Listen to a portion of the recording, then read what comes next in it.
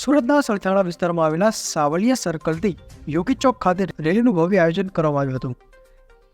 દાહોદમાં 6 વર્ષની દીકરી સાથે વિશ્વ હિન્દુ પરિષદમાં સંકળાયેલા એક આચાર્યએ કૃત્ય કર્યું હતું અને તેની નિર્મમ હત્યા કરવામાં આવી હતી.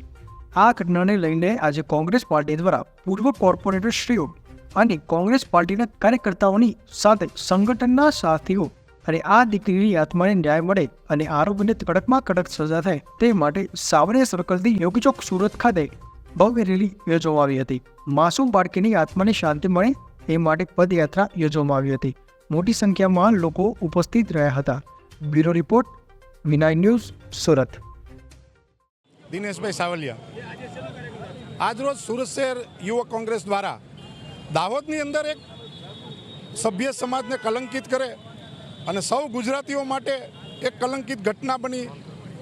એક બાળકી ઉપર પાશવી રીતે બળાત્કાર કરવામાં આવ્યો, એની હત્યા કરવામાં આવી. અને હત્યારો એ પ્રિન્સિપાલ હતો, એ સ્કૂલનો આચાર્ય હતો અને સાથે સાથે એ ભારતીય જનતા પાર્ટીને RSS સાથે જોડાયેલો માણસ હતો.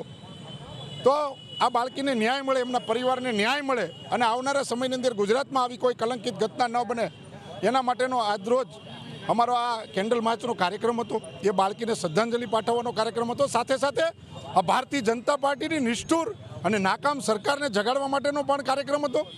એક બાજુ વડાપ્રધાન બેટી બચાવો બેટી પઢાઓની વાત કરે, બેટી ભારતીય જનતા પાર્ટીથી બચાવો એવું હવે લોકો બોલવા માંડ્યા છે, કહેવા માંડ્યા છે.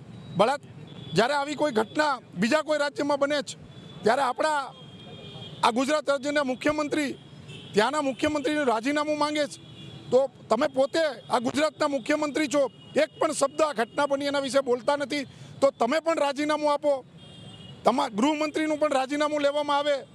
જ્યારે આવી કોઈ કલંકિત ઘટનાઓ બનતી હોય છે, વખોડવા પાત્ર હોય છે, આના માટે અહીંયા ગુજરાતમાં બને કે દેશના અન્ય કોઈ ખૂણામાં બને એ હંમેશા વખોડવા લાયક હોય છે. એના માટે રાજનીતિ કરવાનો નથી હોતી.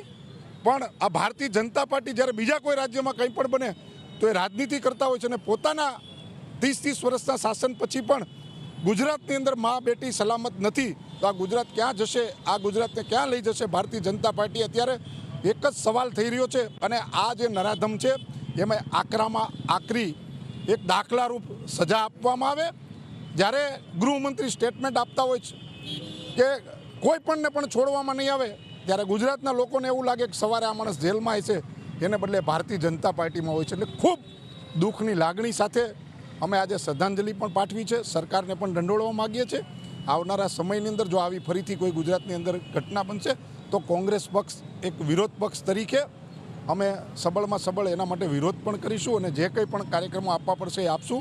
આજનો અમારો કાર્યક્રમ આ બાળકીને શ્રદ્ધાંજલિ પાઠવવાનો હતો અને આ સરકારને દંડોળવાનો.